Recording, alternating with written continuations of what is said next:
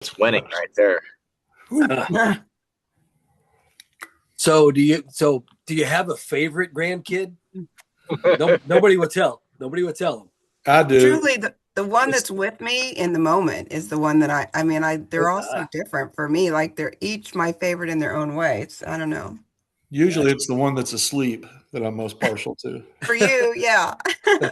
What about favorite kid? Don't answer. Don't answer. Oh my. I don't have a favorite. Each one thinks the other is. You guys know how that is. Absolutely. I tell them they can earn it. I'm okay with that. Yeah. Josh is definitely our dad's favorite. Rocky's my favorite now. So that's valid. So I have a price. Yeah, I can be bought, Trish. I'm like, yeah, what are you doing for me lately here? Yeah, who's gonna help me around the house the most? All my birthday cards are for like under 40 every time. They all give me these great, I get younger. So they're working on being favorites. Well, my kid's maternal grandfather died a little while back, and the service was a couple weeks ago down in Springfield. And I'm the ex-son-in-law, the only one. And then the two current son-in-laws got up and both claimed to be the favorite son-in-law. And I was tempted to get up there because Bill, the grandfather, still liked me. We got along well, but I didn't. And then I had one of the cousins of the family who I didn't know came up and said, "You should have got up there." And then I don't know, but not next time, won't be next time. But I should have got up and claimed the favorite ex-son-in-law status, but I did not. So, but it was kind of fun. So enough about Grandpa's dying. Sorry, Ash. So how's everyone's week going? Off to a good start or end? Really good. Nobody died this week. Now, last week was a different week, but nobody died this week. That's good. Looks like Lonnie's ready to play golf. Got his visor on. I just got out of the gym. Oh, good for you. Good for you. So that's a fun topic. How is everyone doing with New Year's resolutions if you made them? Anyone decide to take control of your health this year or do something fun like that? I'm doing all right. I mean, it's Chick-fil-A, but it's a bowl of protein this morning. Hey, there you go. Instead of tater tots. So yeah, tater tots are good though. So, but well, cool. Well, if you have taken on some kind of challenge to get healthier this year, I wish you the best luck. Keep doing it. If you're already quit and start over, do it again. Get going. So I had a couple of topics this morning, but does anyone else have something they want to bring up first that's maybe a concern or problem you have going on?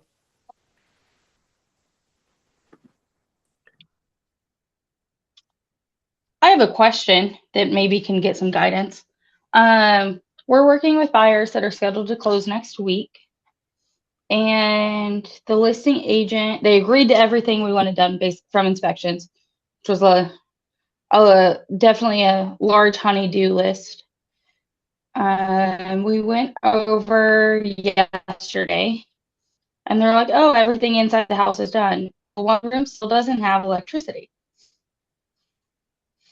And he's like, "No, I'm like, for sure it's done." And we're like, "Oh, it's definitely not done." And now he won't respond to anything else. That's the agent won't respond? The agent, yes. Correct.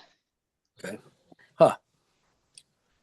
How about I help you with that one later, unless someone else has something specific? Yeah. No, I mean, you just grab the bull by the horns and, stay persistent with the agent. And normally walkthroughs are done a little bit closer to closing, but if they told you everything's done, really, there's nothing wrong with, going ahead and doing it. My only concern with doing a walkthrough way before closing is there's such a gap.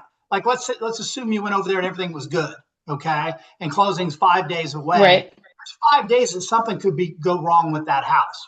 So to me, for that reason, I like walkthroughs a little bit closer to closing. And we've had several situations where people did a walkthrough on a Friday for a Monday closing. Over the weekend, the AC went out. They closed on Monday, didn't even know it, and it became, it's a mess. Yeah, with this one being such a laundry list, and I'm working with Josh on this deal, but with it being such a list, we just wanted to kind of get in there to not Bad idea. push back closing date if they don't have something done, just because of the amount of stuff it was. Not that we're not going to go back next week. Are they replacing the entire breaker box or just working on it? Nothing with breaker box. Oh, I thought there was some wiring in that breaker box. Never mind. Mm-mm. I was just going to say, if they're replacing the whole thing, frequently you have to have Evergy shut the power off to the house, and then you're at the mercy of their schedule. I've got one of those now, so that's a little different scenario. But all right, cool. Well, good luck with that one, Ash. Anyone else have any current issue going on that the masses can help with? All right. Cool. That's good. We don't have a lot of problems. So one of the things I wanted to talk about, because kids and I have been talking about with our coach, my partners have been talking about with our coach, is SOPs. Some people might call them some other letters, but we'll call them SOPs. And I'm curious, specifically, I want to ask about listing, like pre-listing, listing appointments, a listing launch, like a marketing plan. Do any of you have something created for that? Or is that something that's on your to-do list to figure out a system for that? So SOP is standard operating procedure, right? Yeah. Okay, I want to be sure there wasn't some other coaching acronym that I missed. Could be stupid other people, but yeah. Sorry. SOPs can be SOBs, it works both ways, but yeah. But basically, what we want to work on is since there's three of us now, especially, is having consistency, no matter which one of us it goes on the appointment, so we represent our brand appropriately.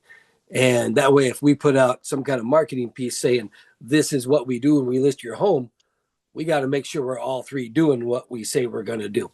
And that applies to an individual agent too. If you're going to say you do specific stuff, you need to make sure you do what you're going to say. Otherwise, your integrity is out the window, and from the start.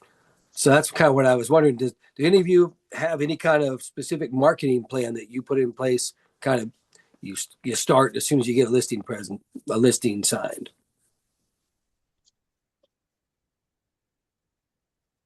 No, but that's on my want to do list, is to have those SOPs for, just sort of like as soon as something happens, implement systematically. So that I was just thinking about that this morning, the system side of things, trying to get some solidified. So if you come up with a great one, it'll be top secret.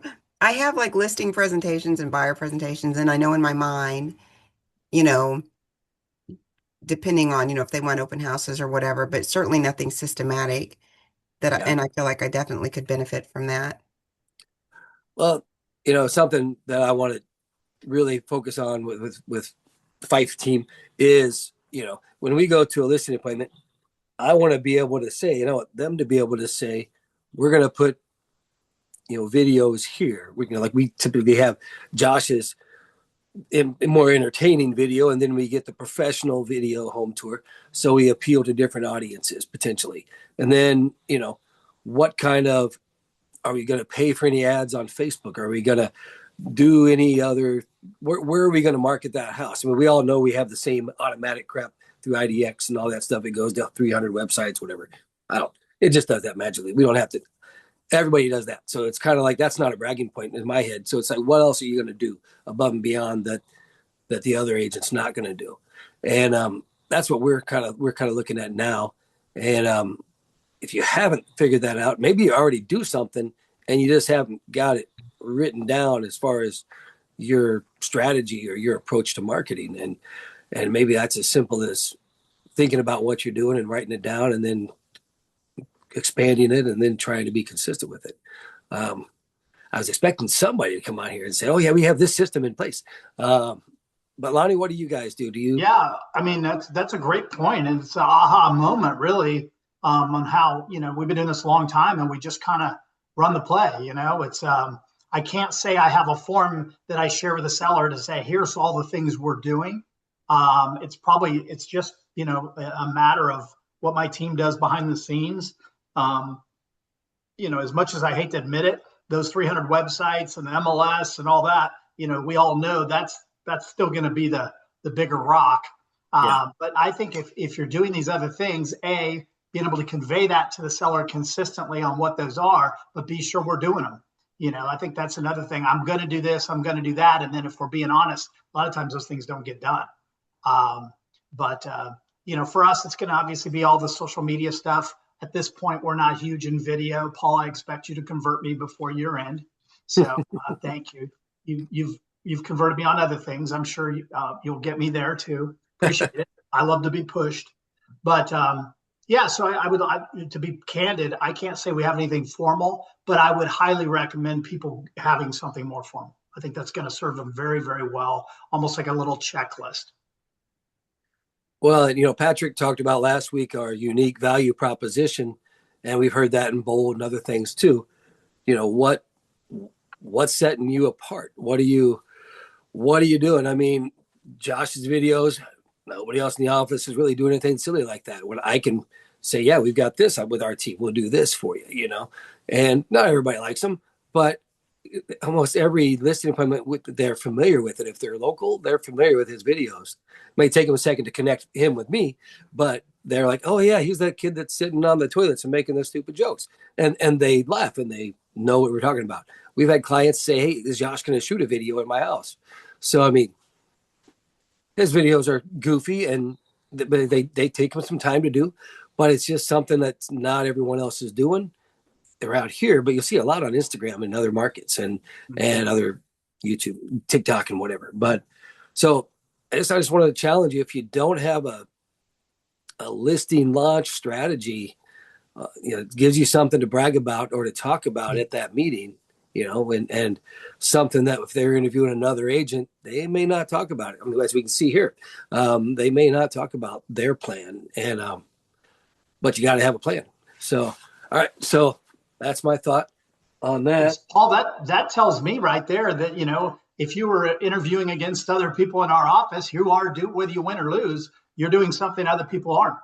So, I would highlight the heck out of that. And now, the truth be known, the consumer, the seller, they really don't know the real impact of these things. They just know that you're doing them and other people aren't. So, I would say, hey, this is how we're having success. And I might even go as far as saying I'm shocked at how many realtors are out there that don't do any of these things. There's no reason, there's no reason not to bring that up. You're doing things above and beyond. You should pat yourself on the back and take credit for it. And a lot of that's pretty cheap or free to do. Just take some time to edit a video, or do a live video. You don't have to edit at all, And video is not the answer to everything, but if you're putting out more videos of their home than they're seeing other agents do, that's pretty worthwhile. Because our clients, they don't know what IDX is. They don't know that it's on 300 websites because they're not looking at 300 websites. They're looking at Zillow. And they're looking at, I've had clients that when I post something on Facebook, they're listing, I'm tagging them in it, they're sharing it, and I'll tell them, hey, share this with your friends because they may know someone who wants to buy a home. And they already know and like you, even though they don't know me, So I mean, I highly encourage you to dig into that. There's plenty of YouTube content out there about this kind of stuff. And you don't even have to have your face in a video if you want. You can do voiceover. Josh can show you how to do that if you want. It's pretty easy. Just something to think about. On that note, I got a listing. It's going to come on the market on the 14th, right on my street. It's 2.5 acres, 3-bedroom. It's nicely updated. And it's got a shop. And I'm talking to Ryan, Movie Co. Ryan Kubert. We've done some videos with him where I'll do like an introduction to the house and then sometimes have some voiceover. Other times it's just me or Josh would say, hey, come take a look at this great home and mention some feature or something, some kind of hook to get their attention. And I was talking to Ryan the other day about the idea of when he's out to shoot the video and the pictures, what if we open it up to 5 or 6 other agents who want to come out and he can record that 5 or 10-second intro with you introducing the home. It's my listing, but you can introduce it. Hey, come look at this home and say whatever you want to say about it to attract people. And then it's 15 seconds or less that you would talk and be on camera. And then you can share that on your social. If you don't have any listings, it appears you do, or it appears you're at least touring homes and maybe you can introduce a listing to someone who might be interested in buying it. So we're going to talk to Ryan and see how much he might charge for that. Just filming that separate intro for people. And then you can help market my home and help maybe find a buyer for it. So if you're interested, let me know.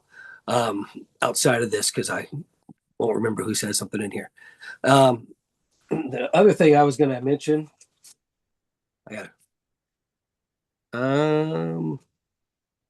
we can post that opportunity in the group and have people RSVP in the comments or something. So that way. Yeah. Once Ryan gets me a price on it, I might even pay for the first 3 or 4 people. If it's like $25, if it's like $70, I probably won't. But if you want to pay him a little bit of the cost of him adding you in that video and have a chance to market it, I think it'd be kind of cool. And if you haven't worked with Ryan, it gives you a chance to see what he does and learn a little more about him. He does a great job, and he's more affordable than some of the other folks we've used. I think because he's still newer to the game. So another thing I was going to mention, right now I got an email, I think, or there was a flyer in the office. D.R. Horton's offering 4% commission, buyer's commission, through the end of the month. And if you aren't familiar with D.R. Horton, they've got a subdivision in Peculiar. They've got them in Belton. Josh helped a client buy one in Belton. They were great to work with. They were one of the largest builders in the country. You'll find issues with them across the country too, but when you build, 100,000 homes a year, you're going to have issues with subcontractors and stuff. But I'd encourage you, if you haven't been by one of their model homes, to talk to one of their agents. If you're a newer agent or maybe not, stop by. If they don't not with a client, they'll talk to you. They'll tell you what they have going on. They'll talk to you about the appliance packages and incentives they have, and you can share that. They might even they'll probably let you shoot a video tour of the home too. They usually have 3 to 5 floor plans. It's easy marketing. If you don't have listings, go market one of theirs. And maybe you find a 4% commission check in the process. They're offering great incentives on the mortgage side and just all kinds of things. It'd be very worthwhile to check them out. And if you don't want to go alone, holler at me. Maybe we can come up with a time to go in together and talk to Calvin and Belton or whoever's down in Peculiar. So just a thought. Anyone have, I know Nanette's done some deals with them. Anyone else had good experiences with D.R. Horton? Are they building anything in Lee Summit, or is it just Belton? Yeah, they're in Lee Summit too. I think they're off 150 over there. I don't remember.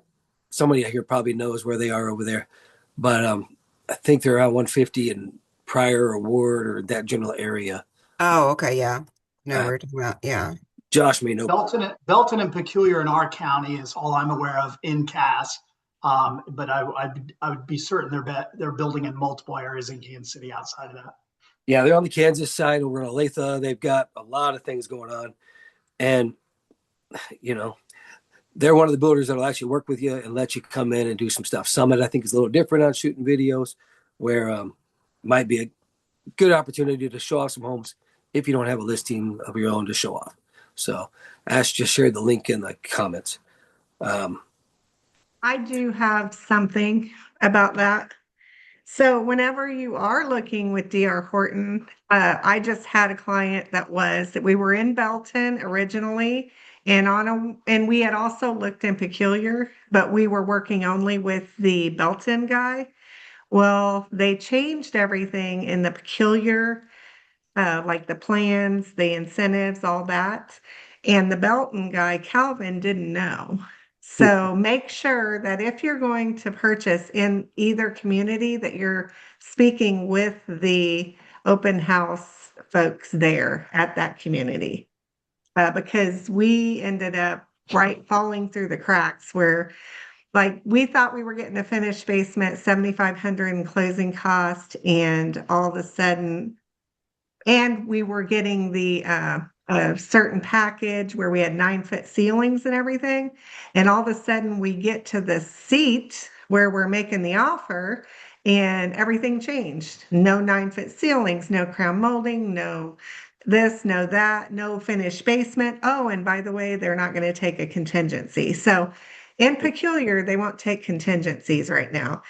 So just to put it right is they did honor what we were told. We did fall through the cracks though from the change. So anyway, just be sure to talk to that community person in charge. So yeah, the different subdivisions have been offering different incentives yes. for a while. Peculiar was selling slower than Belton, so they were lower interest rates down here because they've got their own lender too. And if you use them, they were paying like $7,000 in closing costs if you use their lender and things like that. So certainly can be an opportunity for someone to get more for their money if they would have spent that same amount of money on an existing home.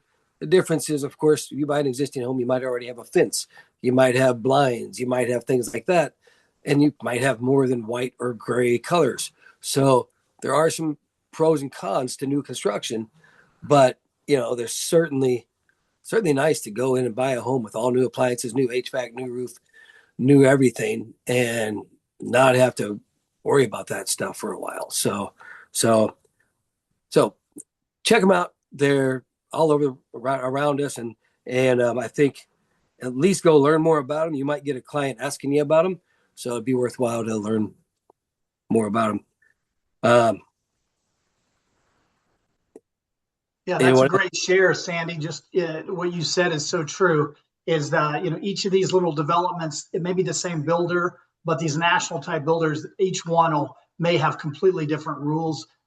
They may, like you said, one might be on fire hot and they don't have to make a lot of concessions. The other one may be slow and they're willing to do all kinds of stuff. So your advice to just do a deep dive based on where you're looking is spot on. Definitely. And I'm looking at floor plans now. So just FYI, they've got one here in Bradley's Crossing, which I thought was in Belton, but it says Peculiar.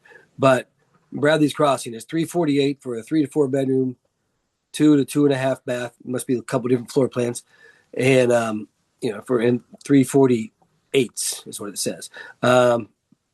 Spring Hill, Kansas. They've got the homes over there. The Traditions is in Belton. They're at $363 for the same house. It's $348 in Peculiar, just to give you some insight. So there's some opportunities, and their HOAs are minimal. I don't remember the specifics, but there's some neat opportunities. They're up in Liberty and Gardner, Olathe, and I get paid nothing for telling you this. But one other important thing to know: their guys or ladies, they can't work with buyers. So they might refer somebody if they go in without an agent, but they're not going to steal your clients. If you send them in there, and if you can't go in, they just make sure they tell them they're working with you and they can go and take a tour and learn about the places too. So, but those people are paid, I think they're paid hourly, plus I'm sure a bonus, but they're not going to take your clients. Yeah, they won't. And they're really nice people. You just gotta, like they say, the incentives are different at all the little neighborhoods. So just make sure you know what you're talking about. Because they love our office too. They really like Southland. Yeah, they do. We've hit them with a lot of contracts, and Brandy's hosted an event there. So they've grabbed onto us, knowing that we have pretty good impact in the Cass County market. So one of the advantages of being part of our office. So yes, good job, Paul. So also, Growth Committee is going to meet next Tuesday at 9 a.m. I'd love to see 6 or 8 people there. I did posted something about it yesterday, I believe, but we got to 2 focuses mainly with that group. It's helping maybe find new agents to come to the office, as well as, and just kind of getting the word out about our office, even if you're not actively recruiting a single individual, just getting the word out. If you're newer, just say, hey, this has been a great place for me to land and start my career. If you've been here a while, brag about why you're still there. It's because Kay brings in good bake stuff every now and then, whatever it might be. Brag about why you're still there. And then also, the other part of that committee is if you're someone who's been part of the office for a while and your business is not where you want it to be, maybe you only did 2 deals last year and you wanted to do 10, or maybe you did 10 and you want to do 20. we can work on that together too. I'd be happy to kind of help there. And also, if maybe you're at a different level than where I can help you out, I'll connect you with someone in the office who can maybe be a little more insightful or more helpful with that too. So come to those meetings, that meeting next Tuesday at 9 if you can. I did it on Tuesday, so you're already going to be there for team meetings. I'm not asking you to come up a separate time. You just got to get out of bed a little earlier. So come on up and next Tuesday at 9 a.m. And I'd love to have input and participation on that committee. So Paul, do you have anybody signed up for that as of yet? I couldn't remember if we had a sign up sheet or not. Yeah, I believe Christian's going to be on that. Andrea is probably going to help. She said I can't do it too early though, because she's got to drive from Pleasant Hill. And then there was, I think Teresa, maybe, and I saw 2 other names. I can't remember them. I've got them written down, but I saw 2 other names who signed up for that. So, and I'm going to try to get my kids to be there, at least one of them. I was volunteered. Woohoo! So Ashley's excited to be part of that committee as well.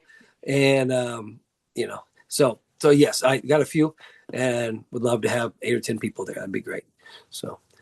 Hey, Paul, I can't make that on a consistent basis just due to scheduling, but, sure. Depending on if you're doing different things, I would love to join in occasionally. Awesome. That'd be great. All right. So that was the only topics I came up with. I would love if anybody else has something specific to chat about, or maybe just a question you have about Market Center or things like that. Feel free to speak up. Hey, Paul, it's Shelby. Hey, Shelby. Hi, I love your background. That looks so cool. This is my studio in my man cave. Well, it looks really good. Sorry, can everybody hear me okay? Mm-hmm. Okay. Sorry, I am struggling with the sound on my phone. So I have a couple of different scenarios that I would love to know other people's how they would handle it. So if you have a listing and a buyer's agent reached out and asked you to show their client your listing because they're out of town, how do you handle those? And I know every situation is different, but there's rules to when you are around somebody else's client. And so I have been one, if I have a listing that's close, I will jump in the car and sure, I'll go meet you. But I recently had one and it's literally a 40-minute drive one way. So I just politely said I had another appointment. And then all of a sudden she had somebody else that could show the house. So what are your all's thoughts? Because I'm more than happy to help, but at the same time, I've already advocated to like with my clients and prepared them to pay somebody 3%. And I feel as if it's the buyer's agent's responsibility to take care of their client and have them represented by somebody in their office. What's everybody's thoughts? Yeah, it's funny how that, first of all, in my whole career, I bet I haven't had 5, 6 people ever ask me to do that. So, and maybe just because they know my personality and how I'm going to respond. But generally speaking, when that comes up, it's either the agent going, "Hey, I'm going to be at the lake this weekend. These people want to see your listing on Saturday. Can you show it?" And I'm like, "Oh, I'm sorry. I have a full schedule as well. None of their business what the hell I'm doing, probably golfing. But nonetheless, it's just like, no." And I said, "Since you're going to be out of town, I'm sure you have somebody that looks after your business while you're gone, right?" And they do, believe me, they have their backup plan. They're just trying to take the easy button and not have to pay anybody, right? If we have people open doors for us, we're usually going to give them a fee in our office. Seems like you guys, just do that, and that's fantastic. So, so I just simply let them know, hey, I'm unavailable as well. There's a rare exception. I know one of the agents I've worked with for years at Reese Nichols had an appointment to show my listing in Raymore, and something, I can't remember what the incident was, but it was something bad, like an accident with her daughter's car, something. She's like, "A lot of these people are supposed to meet me at the listing. It's a few blocks from your house in Creekmore. Is there any way you could let them in?" I was happy to do it in that case. That was a rare exception. So Okay. I feel uncomfortable with somebody else's buyer. Like Shelby, you hit the nail on the head. I don't feel they have representation and I'm not it. So I feel like there's something I could undermine that their agent. I could say something that could undermine my seller. I'm just not going to play that game. So the answer almost exclusively for me is no. They'll figure it out. If they're at an office with any number of agents, they probably have somebody they've helped, and vice versa. Perfect. Okay. Thank you. What do you guys think? Let's get some more takes on that. I like to ask for a 25% referral fee if I show their client for them. That usually shuts down the conversation there. And it doesn't happen often either, Shelby. I think I've been asked twice to do it, but yeah, I've only been asked once. Yeah, that's just a lazy agent. And I'm happy to help all of you guys. Absolutely. Calling us because we have these relationships. But when Jenny out there just wants to go play at the lake all the time and not service the client, that's a little bit different story. But here's the adverse to that, Lonnie. What if let's flip the market. What if we've got 14 months worth of inventory out there? I'd be happy to get over there and open that house for you. No problem. Let's sell this sucker. I guess there could be a case where we'd have to operate a little bit differently. Here's what I see more. Here's what happens more than that for us anyway, is you have a listing that just went live, and the people will call me, and it'll be the consumer calling going, hey, I'd like to see your house on Washington on Saturday at noon. And I'm going, are you working with an agent? And they're like, yes, my agent is Jenny. Jenny's going to be at the lake this weekend on a girls' trip. But we really like to see it. Can you go ahead and show it to us? And so that's for me. I'm going to just go, here's what Jenny needs to do. I know when I'm out of town, I always have somebody who can step in for me to show properties. And I'm sure Jenny, being his top agent, has somebody as well. So reach out to her, and I'm sure she'll coordinate that for you. Perfect. Okay. That's what perfect. Okay. Can I throw a devil's advocate out there? Oh, shit. Here we go. Isn't our job to sell the house? Ooh. Only way it's going to sell if the people get in. If that's the only time they can get in to see a house and I'm selling it, I'm going to open the house for them.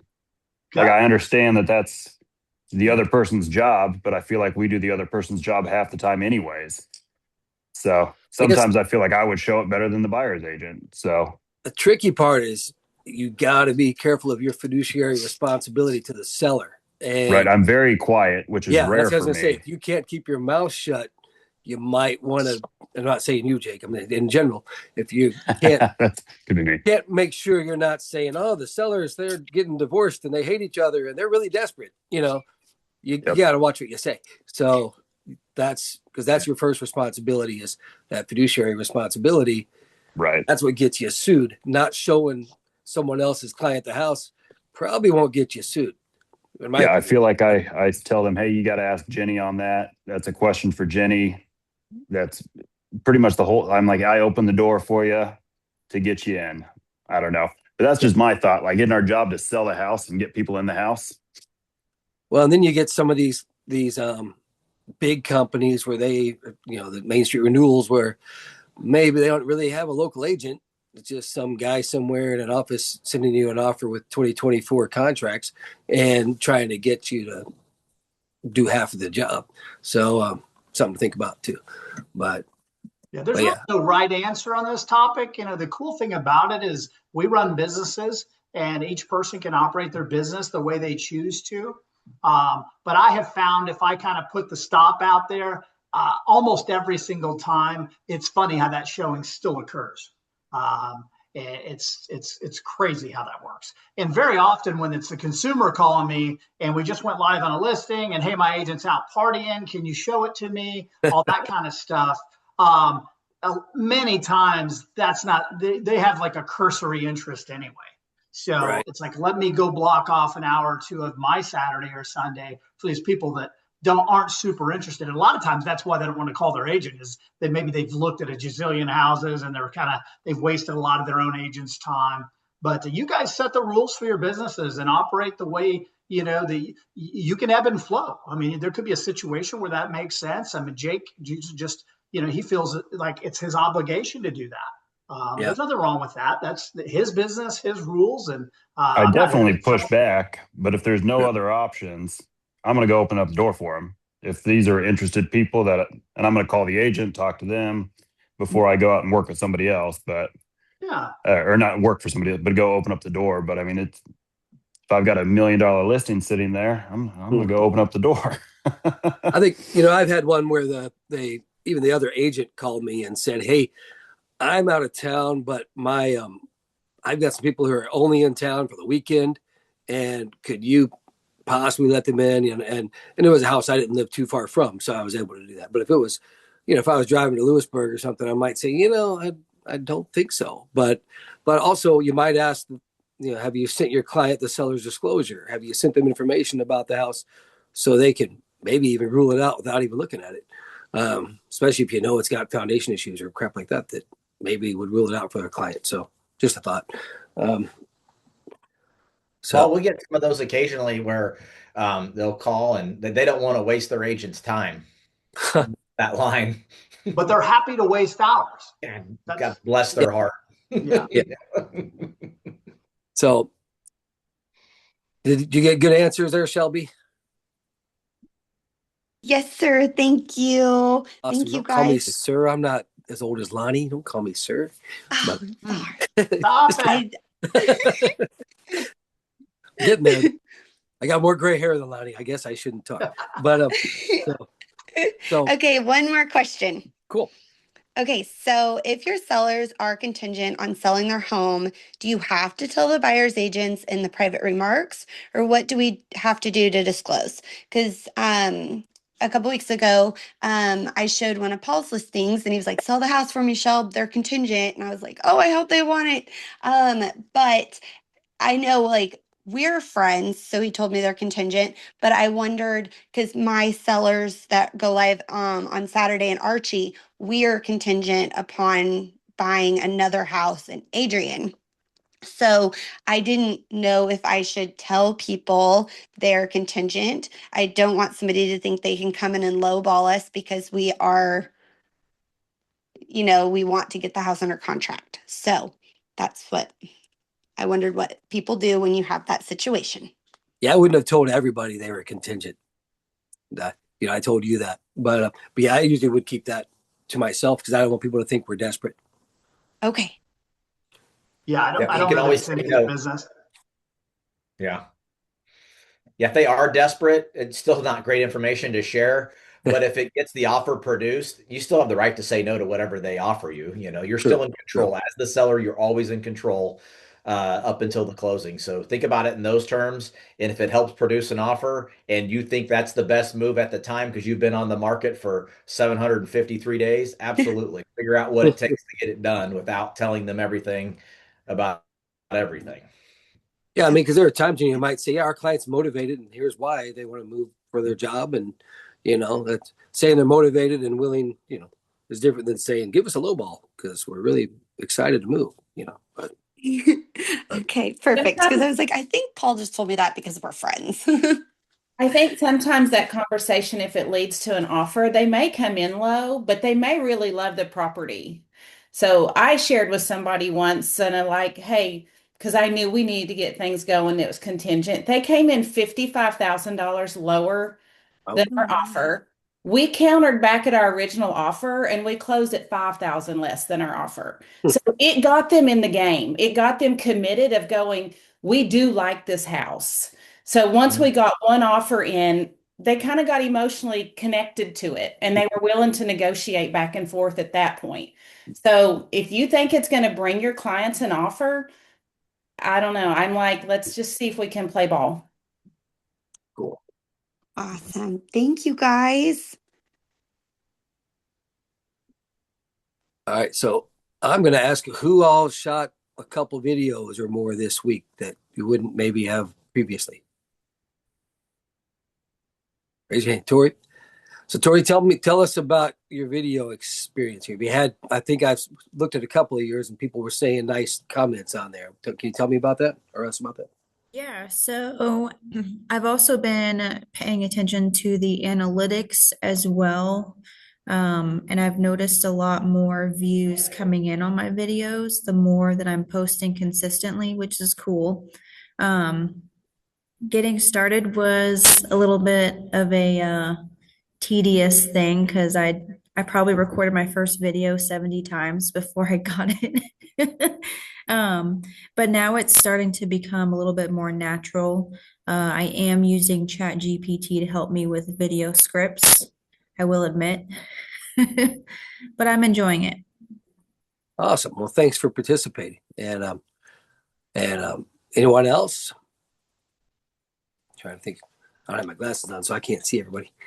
I got to shoot a video here in a little bit, Paul, if that Cool. counts. But I didn't jump in on Sunday. I apologize. I'm like, Sunday is the worst day to get me to do anything other than leisure activities. So I apologize for that. Hey, there was no football Sunday, so no. So I thought maybe I'd get people to go, but All right. I got a good Becca. one coming for you, Paul, on Valentine's Day. Just wait. oh no, I'm not sure we want to see that. Becca has been making videos, Awesome. a lot And of them.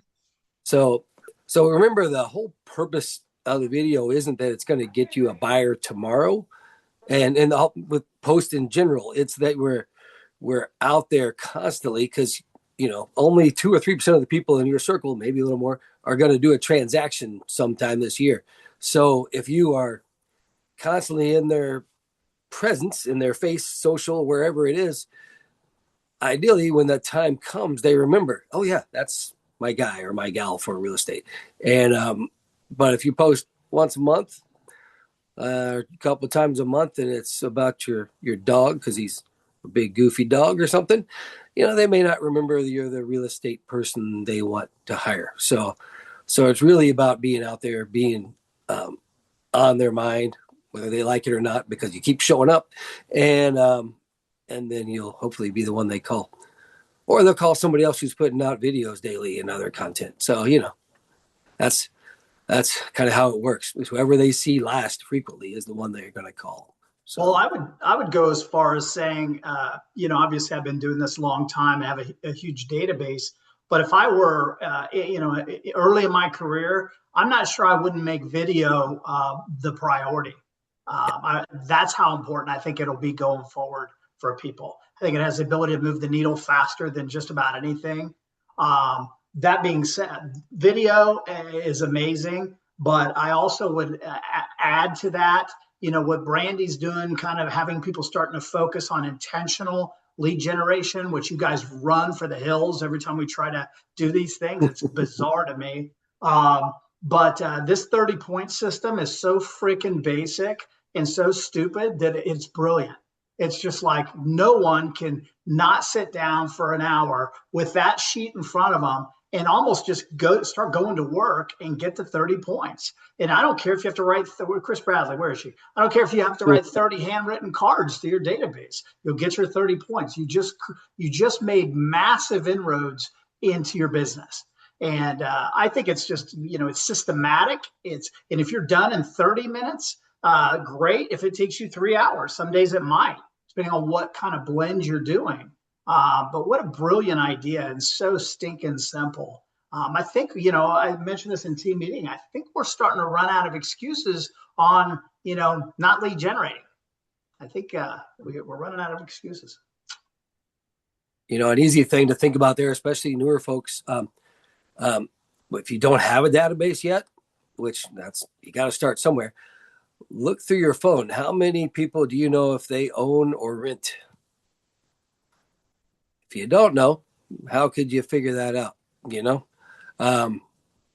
Just something to look at. If you're like me and you got 700 contacts in your phone or whatever it is, of course, 200 are probably agents, but figure that out. Start there. If you don't have a database, who in your phone is someone you need to talk to? Do they own a home? And if you don't know what to say, I mentioned this to someone the other day. Say you're talking to you're new in the business and you're not comfortable just saying, hey, I'm a real estate agent now. You want to sell your house? Don't do that. Call someone someone that already likes you, and say hello, ask them, or text if you don't want to talk. I don't care. Ask them how things are going. Ask them, say, hey, I just recently got my real estate license and I'm trying to put together a database or a list of good vendors who work on home stuff. Do you know a great plumber who I could refer to my clients? I just told them I'm a brand new agent, but I didn't say, do you want to sell your house? So I'm asking them, hey, have you found a great plumber or electrician or whatever you want to make up that's helped you with your home? And if so, do you mind sharing their information with me so I can share that with my clients down the road? That's very soft sell and easy way to let them know what you're doing and help build your database for, professionals you can refer to people. So just a thought. So Trisha added, coffee date to her list. I think that's fantastic. Belly to belly is always going to be as good as anything you can possibly do. And it doesn't have to be dinner at a fancy restaurant. A $7 Starbucks coffee and 30, 40 minutes of conversation is massive. I would trade that for a lot of different things that we're out there doing. One of my things I'm doing this year is, if you've ever read, I think it's 7 Levels of Communication or something like that, Michael Marr, I'm going to try to meet with one vendor a week for coffee, soda, beer, whatever. I don't drink beer, but whatever I can get them to sit down for half an hour or an hour at Panera or somewhere. And the focus, if you've ever read that book or listened to it, is, tell me about your business. How long you've been doing this? What do you like about it? How can I help you grow your business? How many people are going to not want to talk to you or maybe potentially refer you someone if you go in offering to help them with their business right up front?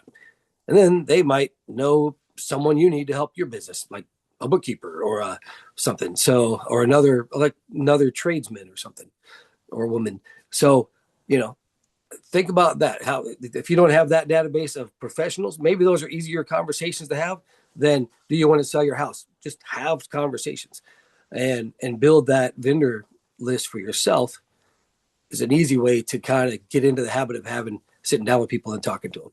So, and I'm going to do at least one a week this year. That's kind of my goal. Go ahead, Trisha. Yeah, I just want to add that one of the things I started doing last year was when I developed a little bit of a relationship with a vendor or somebody that I just kind of wanted in my list, I kind of followed their social media. And as soon as their kids are doing some kind of fundraiser, I chip in. So I've gotten 2 referrals for business because of people I said, hey, I want to support your kid. How can I get my name on that list? It gave me a reason to reach out to them. $50 donation to their baseball team. I'm in the community doing something, but you touch somebody's family and you now have touched their heart. So just sometimes take it past business and don't forget that they're people running a business, but when we connect with them on that level, it's going a long way, more than just business. So don't forget to throw that in there. It's an easy way. We see things on Facebook all the time where people are raising support for something. To me, it's an easy investment, but it seems to have a great return. It's a great excuse to buy Girl Scout cookies too. From previous clients, especially, or vendors. Fortunately, some of the girls have grown up, but one year I think we had 20 boxes of cookies because I committed to buying cookies from past clients, kids and grandkids. So yeah, it's a great way to have more dialogue with those clients and or vendors. So good point, Trisha.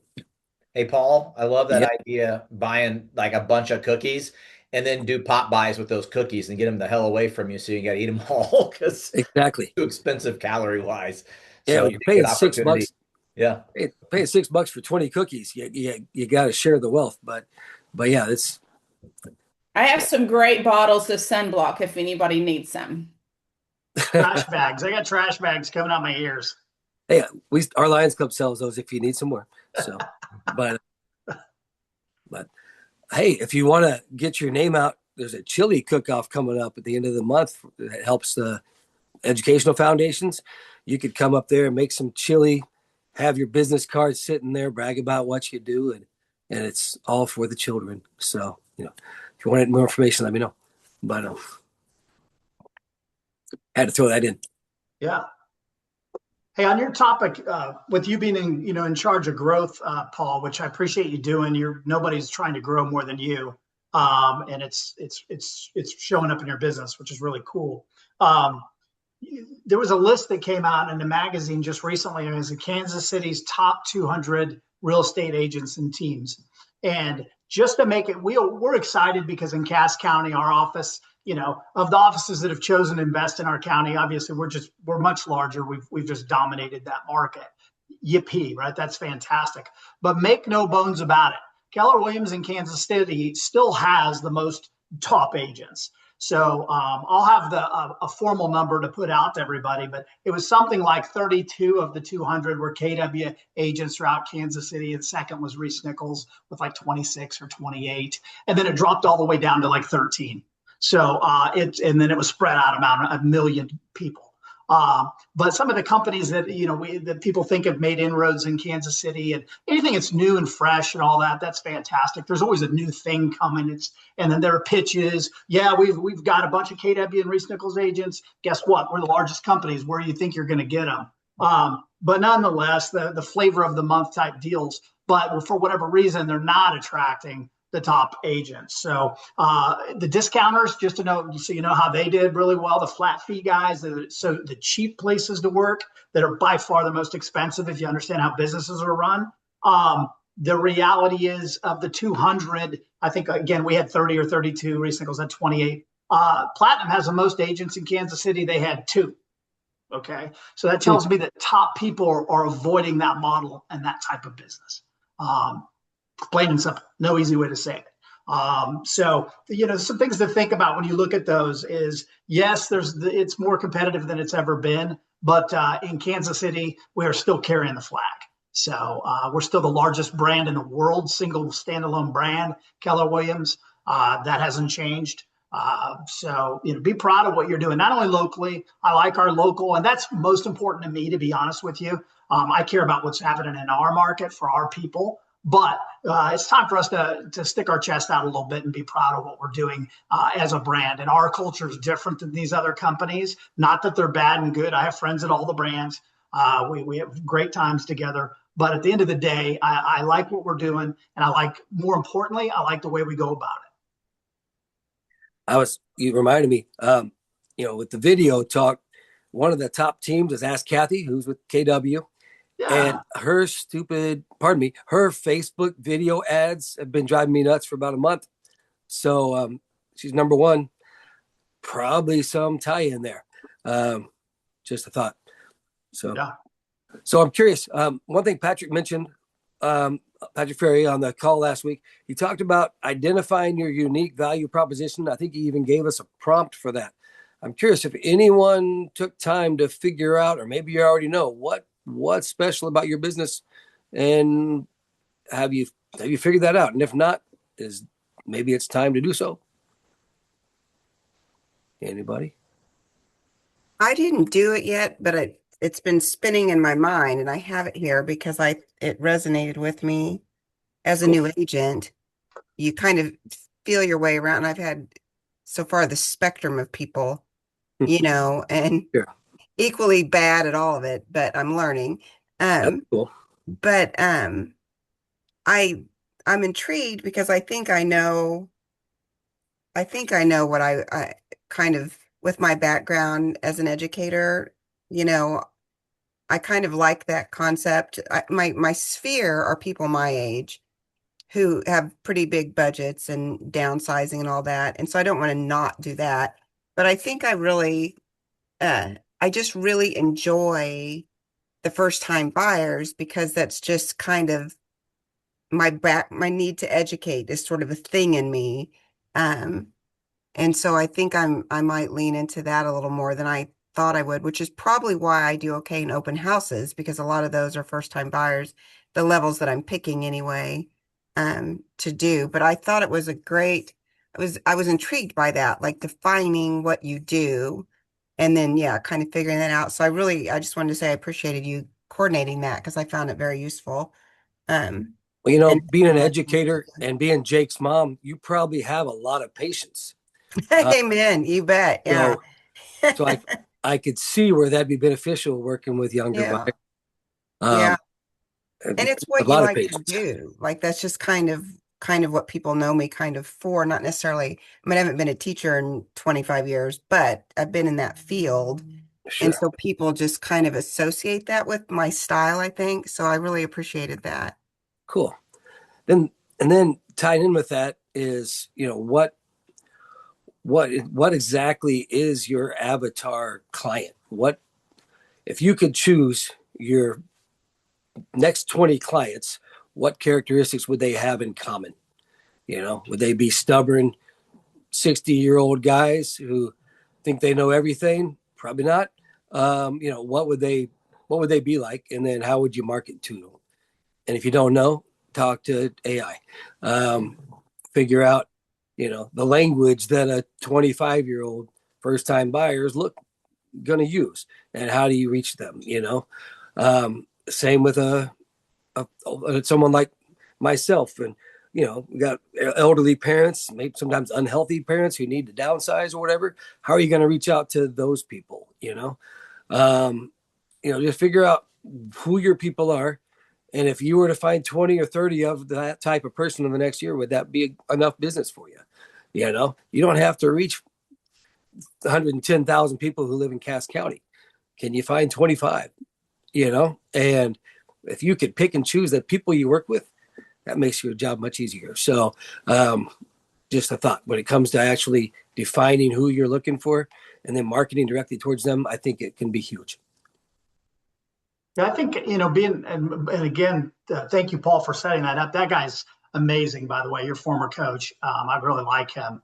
I can see why he got hired by KW. But, I think at the end of the day, we've got to, I don't know what the right word is here. We've got to just start thinking differently. Why would people, when they hire an agent, what are they looking for? And honestly, the bulk of people that are selling a house don't know where to start. They know their house needs work. They're kind of afraid of how much it's going to cost to fix it up. They don't know where to start spending their money. So I think we have to be solution-based. We have to come in and say, hey, I know you're probably not ready till fall, whatever it is, who cares? You just get your butt through that door and say, here's what I like to do, sometimes even as much as 6 or 9 months ahead of time. It's never too early to plan. I get inside the house, and then at least I'm familiar with the house. And then sure enough, it needs carpet, it needs paint and all that. And I'll say, hey, when I get back in my office this week, I'm going to send you guys kind of a bunch of different phone numbers and contacts. And these are people that are going to help you through the spring and summer to kind of work through this punch list that we agree upon needs to get done to get you top dollar when you're ready. And just be solution based, because they don't know where to start. They're afraid they're going to spend the money in the wrong place. You give them the confidence that they're going about it the right way. In some cases, they don't have the money.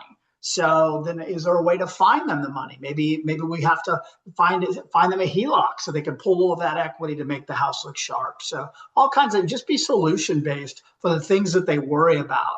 I know some of you guys that are working on that, Tom O'Connor and others that are working on that senior citizen kind of angle. There's a lot of them need that estate sale thing, or think they do. Truth be known, most of them have stuff that should be thrown away. And so the estate sale company will come in and go, yeah, this is not for me. But so there's no nice way to tell them that, but let that company tell them that. But that's another key step, having those resources for these people. But when they see you as that person, I can tell you, if you give them a painter and a flooring person and all that, and you're staying in touch with them, you created value and you haven't even been hired, you're getting hired when it's time to put the house on the market. That reminds me of one of the best video topic strategies, whether it's a 60-second video or a 10-minute or longer video, is to answer specific questions. So if your ideal clientele is a first-time buyer, they're wondering about how much money they need to buy the house. They're wondering about what the hell's an inspection, what's an appraiser.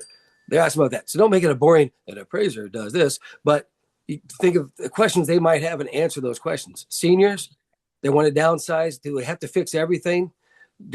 What's the best ROI? What should I fix? What shouldn't I fix? Should we recarpet the whole house? I don't know. Figure out those answers in a entertaining, educational, fun format, if there is fun, talking about carpet and flooring. Ask ChatGPT for a script, or at least bullet points if you don't want to read a script, and present that, whether it's a post, a video. Answer those questions those people are having, so they see you as an authority who knows what the hell you're talking about, even if you're kind of faking it a little bit up front. But people need to know that you know something, and they need to know that you care. So that's my last I've got. Paul, Yes. I had one thing on that Chat GPT with the scripting. Mm-hmm. I'll do a lot where I'll practice my scripts on Chat GPT. Not only it'll create it for me, I'll practice it, ask it how can I improve it? Did it sound right? Ask it to give me some objections. It's like a free little buddy that you have in your pocket that you can just practice scripts on. Like, so not just to create them, but to perfect them. Yeah, you push the other button on there, tap that, and it'll actually talk to you and have a conversation with you. So yeah. And my guy's name is RealtorBot. So, we talk a lot. It's not named Ginny, so No. but Ginny has a bad rap. So all right. He earned it. Thank you, Jake. Anyone else have any last minute things to share? I just want to put a reminder out there again. I do live up north of the river, northeast. So if anybody has any houses that need shown or anything up there, it's a lot more convenient for me than it is for most of you. So Like if you need assistance at Richmond, all, I'm available. Lexington, Higginsville, further north, right? Yeah. Thanks for sharing that. So, but awesome. Well, thank you guys. Have a wonderful week, and Growth Committee 9 a.m. next Tuesday. Take care. See you guys. Thanks, Paul. Thank you. Thanks, Paul. Paul.